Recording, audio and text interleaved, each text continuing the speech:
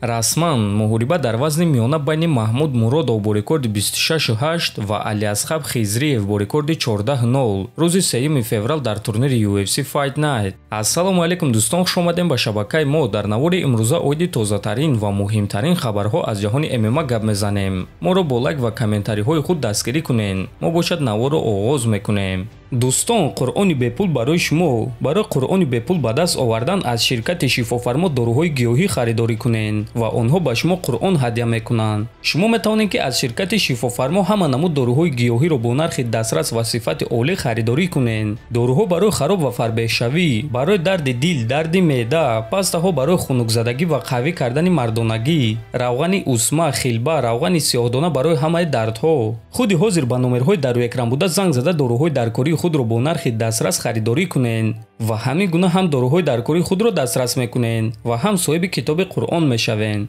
аллакай имшаб, аниқтара шаби 18 ба 19 ноябр турнири UFC Fight Night баргузор мегардад ки муҳорибаи асосии ин турнир дар вазни миёна байни ду финишор Брендон Аллен ва Пол Крейг мешавад. шаби гузашта ҳар дуи ҷанговаро вазни даркориро карда муҳорибаи рӯбарӯ гузарониданд ва акнун онҳоро танҳо муҳориба интизор аст. турнир аз соати 22:30 ба вақти Москва ва 0:30 ба вақти душанбе оғоз мегардад. муҳорибаҳои асосии турнир бошад аз соати 1:00 ба вақти Москва ва 3:00 ба вақти душанбе оғоз мегардад. ссилкаи бепули пахши мустақими ин турнирро дар телеграм канали мо Паҳлавон теҷа пайдо карда метавонен. ссилкаи телеграм бошад дар описанияи ҳамин навор.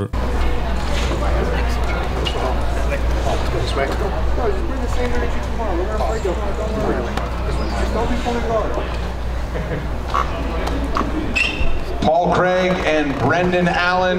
мураббии тобови ҷангуари UFC Колби Ковингтон Сезар Карнейро боварӣ дорад ки шогирдаш Леон Эдвардсро фавран шикаст медиҳад. биён суханҳои ин мураббиро гӯш мекунем.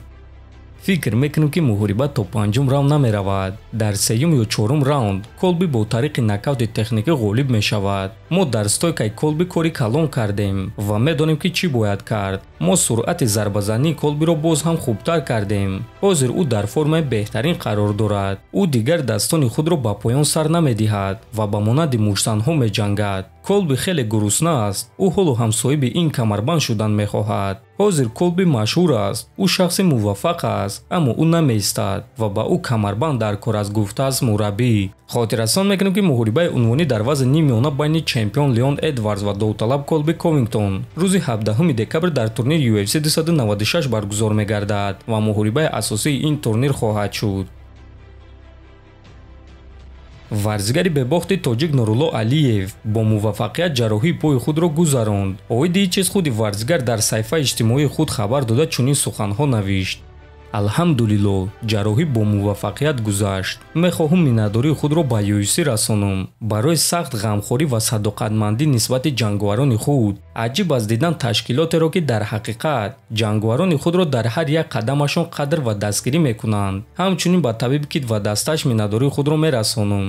акнун вақти худбарқароркунӣ омад ва ба октагон соли 2024 баргаштан, навиштааст Алиев. хотиррасон мекунем ки Нурулло Алиев як ҳафта пеш аз муҳориба зидди Матеуш Ребецкӣ осеб гирифт ва аз муҳориба даст кашид. акнун чӣ гуна ки мебинем ӯ ҷарроҳии по гузаронд ва акнун танҳо соли оянда ба муҳорибаҳо бармегардад. мо ба Нурулло сабр, саломатӣ ва албатта ки худбарқароркунӣ зуд орзумандем ва бозгашти ӯро бесаброна интизор хоҳем шуд. дар ҳамин ҷо дӯстон, навори мо ба анҷом мерасад. фикру ақидаҳоятонро нависен, ҳатман дар канали мо обуна шавен. то боздид, хонободу сарбаланд бошен.